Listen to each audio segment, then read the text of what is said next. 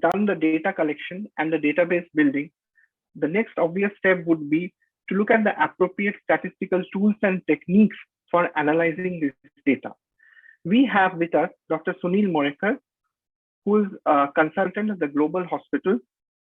He is a committee member of the Eye Health Committee of ICO, the Education Committee member of Council of Science Editors of the USA. He is an ex-director, Web Committee, International Association of Medical Science Educators. He's an ex-associate editor of the IGO.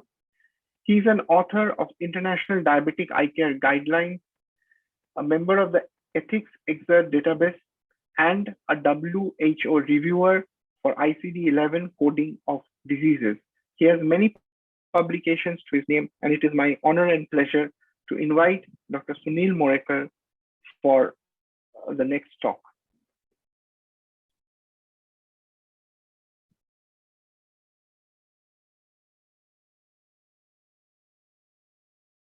Sir, Dr. Morekar, sir, are you muted? Yeah, can you hear me now? Yeah, perfect, sir. Please go on. So thank you, Dr. Subhranshu and Dr. Maurya for inviting me, and thank you AIS and all the esteemed members here who are actually listening to this. So when we're talking about tips and tricks of research publication, visualization is all that matters, and this is what I have tried to say here. So you are saying this is 50% yes and 50% no. The way you put your data, that is what will create an impact. So most of the times you may actually be trying to say something else and something else gets conveyed. So you have to use the appropriate statistics tools and techniques and then submit it. So I'm combining a few things Dr. Barun Nayak has given to me because he won't be here. The slide's not moving. Yeah. So we all know what happened with HCQ, and this is a classic example because we had certain people coming and telling us there's an 80% dip in infection risk with HCQ. Then WHO recommended it, then WHO recalled it. Then they said the clinical trials for HCQ will come back again. So what was happening? HCQ in which population, where, what was being done? So there are many ifs and buts, and we were looking at study design, the forest plots, the Cochrane, and finally we came to what is called as a dynamic control trial. So we'll come to the different parts of it. But what actually happened is, just because a lot of research was being done and a lot of things were being said, and the statistics was not rightly being used, there was data visualization which misled the public into doing a lot of things which are wrong. Sometimes we think that somebody is lying with statistics, but they are actually not lying with statistics. They use the inappropriate statistics. I will give examples where I have used inappropriate statistics in the past, and there's nothing wrong in accepting that we did something wrong in the past and we change it. WHO has done it. All of us have done it. We said HCQ, then we stopped it. So my disclosures coming to this is financially nil, but these slides, most of these slides are from Dr. Nitya Gupte and Dr. Tanu Singhal. I'm also with the Cochrane collaboration since 2006, lecture for the COPE, and I do technological review. I'm associated with WAME, COPE. These are the science bodies, editorial bodies, and I am in various committee roles, and these some of these are paid, but I do not. So there are some payments made, but I do not receive any payment out of this. So that's my financial disclosure. The objectives of this presentation, at the end of the presentation, participants may be able to, if I were to give up OSCE, if there are students sitting around, I enumerate the different types of data, identify tests appropriate for the type of data, calculate sample size, identify the graph, what is represented, inferences, and Bradford Hill criteria, enumerate which test has got a good ROC. So these are some things. So let's begin. So I am here, you are here. There are times when I sit back and say I'm still here. So we have to be careful about finding out the rationale. Why did we do a particular study and what was lacking in literature, which is what we wanted to add to, and what was tested. So the broad topics of research, you may want to test the effect of therapy. So that therapy could be a drug or could be a surgery. The appropriate design would be a randomized control trial. You would want to do diagnosis where you want to find out validity, whether we can trust a particular test, let's say HRT or an OCT. Now, can we really trust this in picking up something? Then you would do what is called as a cross-sectional survey. Sometimes you want to do screening, you want to pick up the pre-symptomatic cases. If you're looking for prognosis, you want to find out the effect of early pickup of a disease, then you want to do what is called as a longitudinal. You have to follow them up for a long time. You take a cohort and you follow it, find out that I picked this up and I intervene something, and then is it getting better or is it getting worse? What is the prognosis of the disease? I may just follow it just like that to find out natural history. And the last is causation, where we will study a cohort and compare, let's say, the effect of smoking on this cohort, or let's say the effect of steroids on this cohort, or we have a case control. We have a case group of people in whom there is something, and control in whom it is not there. So we decide whether, so what exactly am I trying to look for? Accordingly, my study design should change. So Dr. Chandrima has dealt with this. So I'm not going to go into the details of this. The primary study, experimental clinical trial survey, secondary, she's dealt with all of them very well. Study designs are randomized controlled trials. We all know about randomized controlled trials, so I'm not going to go into the details of this. Instead of randomized controlled trials, instead of randomizing, you can have parallel group comparisons.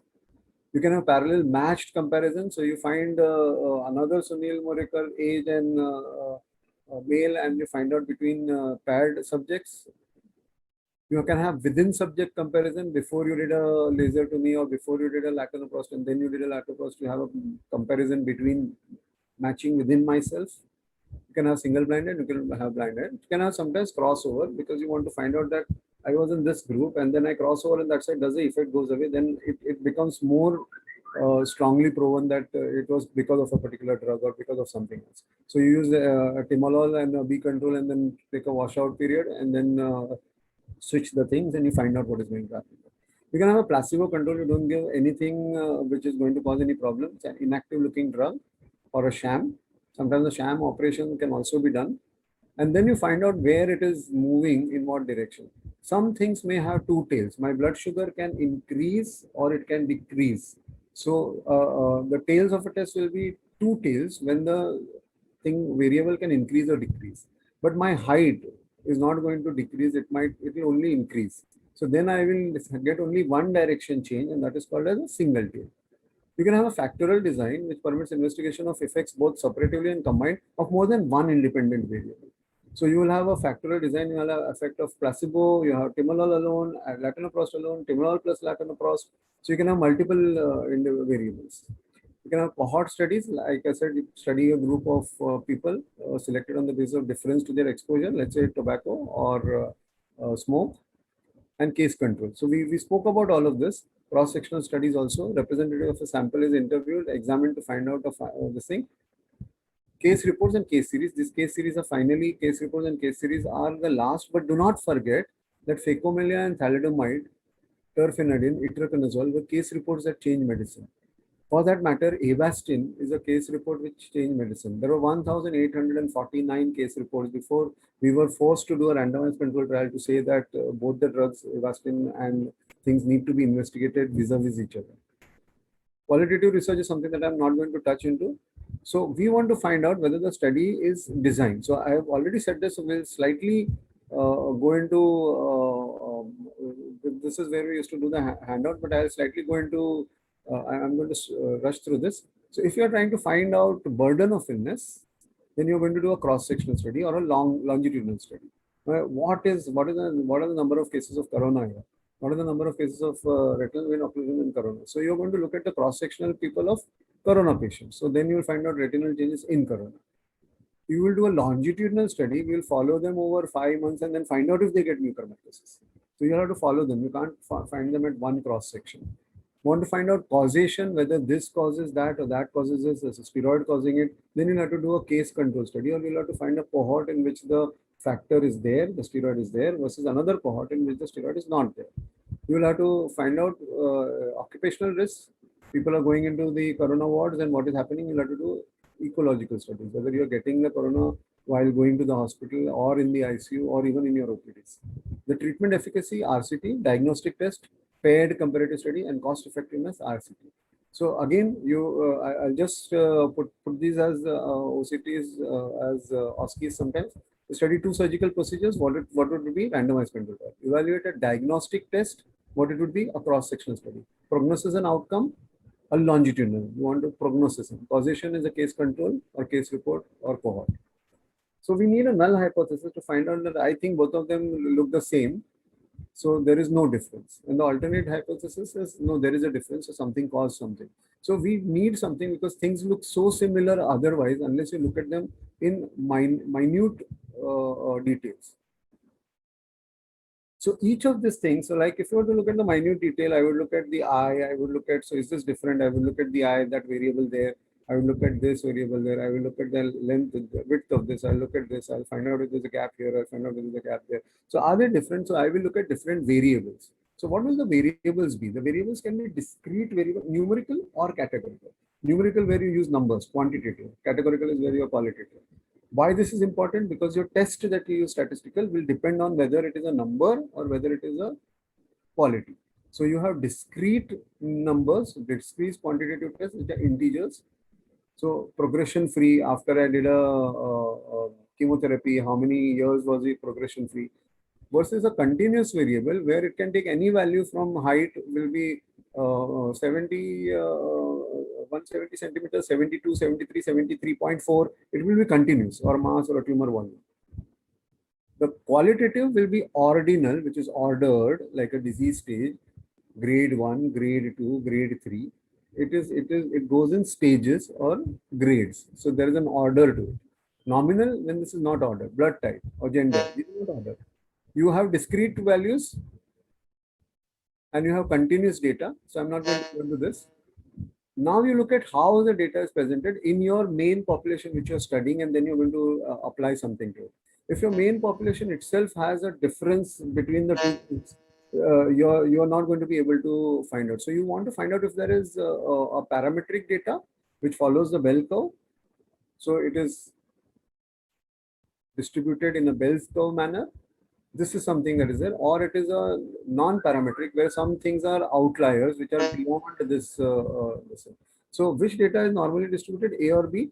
All right. So that is A was normally distributed. Which test should be used for group A and which test should be used for group B? So you put that data in this visualization and then realize what test you want to put. So I'll come to normal distribution where mean, mode, median, all are equal and lie at the peak of the curve. 68% of the area under the curve is within one standard deviation, and normal distribution can entirely be defined in terms of mean and standard deviation in the data set. Versus distortion, these are skews, where this is a negative skews which is turning towards this side, or this is a positive skew which is turning towards this side. So most of the values are on this side of the peak. Then the mean, mode, and median are no longer equal, right? You can have a very tall curve which is called as a positive kurtosis. So it is probably normally distributed, but it is pointy, so it is called leptokurtosis. When the small number of big deviations from the mean are recorded, so it is like most of them are here, but very small this thing, and then these are very far. Or you can have a negative kurtosis where a flatter distribution is there. Now, based on these, you will like to say, what test will you do? So parametric test, so what is called as normally distributed, continuous data is normally distributed. So parametric tests are used there. Non-parametric tests are used where continuous data is not distributed. So it is continuous data, or it is a categorical or ordinal data. So you'll use non-parametric for categorical or ordinal data. For continuous data, you will use parametric tests. Comparison of two sample means, we use a student's test. The t-value is looked up, you look at the difference between the means and the standard error. So this is two tests, so this is normal. Paired t, you have two means, you have got one group and another group and they have a mean, and you find the t-test and find it paired. All right. When there are multiple data points you have, so I have done a cataract surgery and I'm looking at endothelial cell count. I'm looking at on day 0 and 5th day, there are 2 points. So you'll use a paired t because there is a pairing. You are looking at that one particular issue. But when you're looking at day 1, day 2, day 3, day 9, day 15, day 45, so you are looking at the variation. So you cannot use paired t for day 1 and day 5, paired t for day 2 and day 10, paired t for day 1 and day 40. You can't do that. You have to do what is called as an analysis of variance. You will find some of my topics, my papers which have been written where I have used paired t, where I should have used analysis of variance ANOVA. So there is a variation. So whatever we write goes against our name for the rest of our life, and somebody can find out what was done. So if there are 2 samples, paired t. This is used for more than 3 samples. Now, non-parametric tests, when the data is not proper parametric or normally distributed, normally meaning parametrically distributed with the Bell's curve, all right, you are testing proportions, this upon this, you use the Pearson's test or the Fisher's exact test. If you're using ordinal values, which are ordered, grade 1, 2, 3, 4, then you use the Mann-Whitney test or the Kruskal-Wallis test. If testing ordinal paired values, this versus this, you will use the sign test or the Wilkinson's rank sum test. Now, at the end of it all, you will look at, is the p-value significant? Now, for categorical, ordinal, or non-normal distributed, you use a non-parametric test, right? So you may check both parametric, but if you have a data point which is more than 100, sometimes you can consider that as parametric. So these are chi-square test or Pearson's test. This is something that you can put as a 2:2 table with nominal data, whether it is getting better or worse, it is dead or alive. That is a kind of data. You non-parametric test, you will have Wilkinson sign rank or a Mann-Whitney test. So you remember this test. This is what you need to remember. I'll give you the chart at it. You can take a picture of it. You don't need to worry about why we are using which test where. But at the end of the day, your paper should have the right test for what you have done. So you are assessing the difference between two groups, a two-sample t-test, if the data is parametric. If you are assessing the difference between two groups and the data is non-parametric, you take a picture of this and keep. You use the Wilkinson's or the Mann-Whitney. You can go to that test in your statistical software and apply that test. If you are assessing the difference between more than two groups, if there are two groups, you use two-sample test or Mann-Whitney, Kendall's, and Wilkinson. If there are more than two groups, you use ANOVA. Like I said, more than two groups, you use ANOVA. If it is non-parametric, you use Kruskal-Wallis. If measuring the strength of association, which is something is causing something else or not, you use correlation coefficient. If it is non-parametric, it is not following the Bell's curve, then you use the Kendall tau and the Spearman. If you are assessing the difference between paired observation, you do the paired test. So पहले क्या था, बाद में क्या था, Latelopros के पहले, उसके बाद क्या. So then you are using a paired test. If it is non-parametric, you will use a Wilkinson sign test and a sign test. Now, this is just a repetition to just hammer the point in. So we want to look at which test where, that question has to be asked. So there's a difference between group.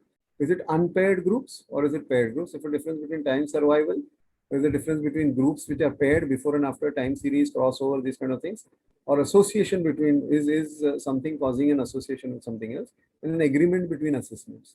Now, which test, again, I'm putting that in a graph form. You can take a picture of this again. Numerical data, numbers are there. If they are parametric, two groups, unpaired test, more than two groups, ANOVA. If otherwise, two groups, Mann-Whitney, Kruskal-Wallis. Categorical data, chi-square, Fisher's test, more than two groups, chi-square.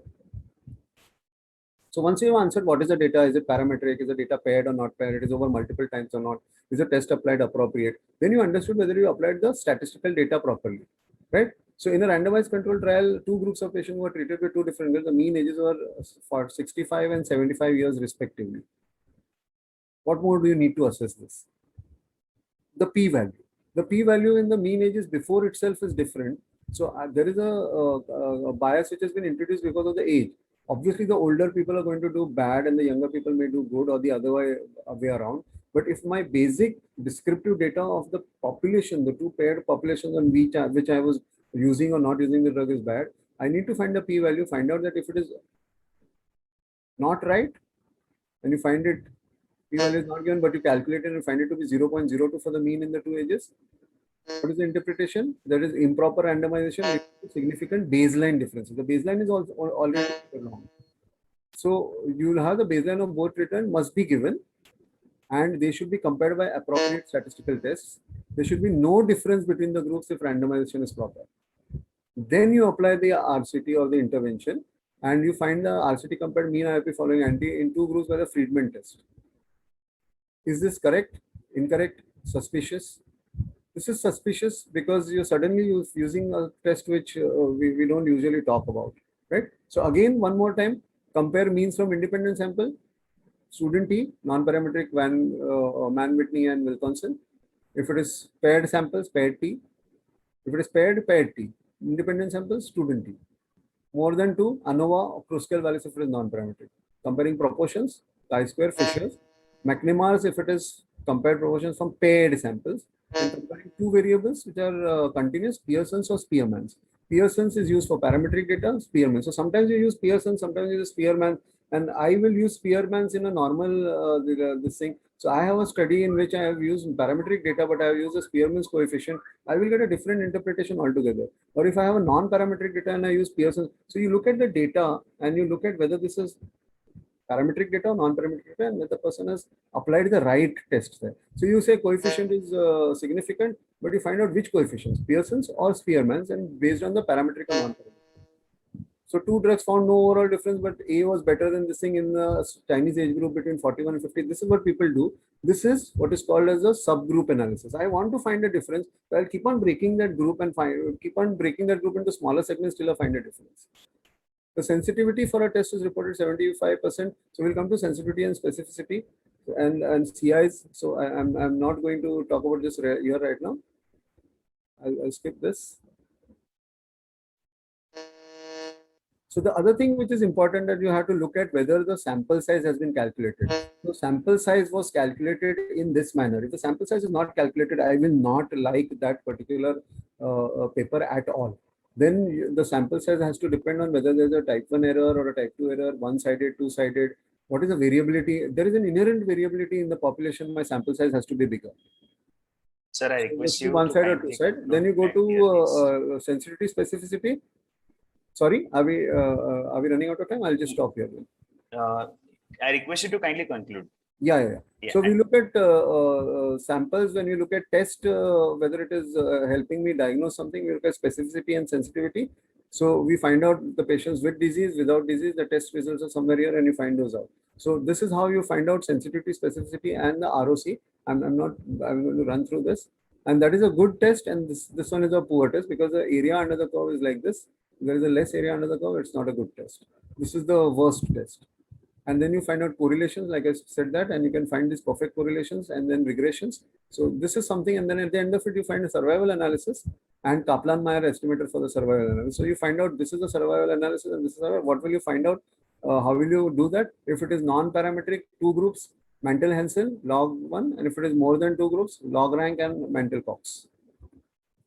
So that's it. And at the end of it, there are biases. There is a selection bias, attrition bias, measurement bias. There are multiple biases that are there. You got to look at whether your data has some bias and something is showing a bias, and were efforts made to minimize the bias. The survey is going to find out awareness about glaucoma in a patient who are exiting from an eye hospital.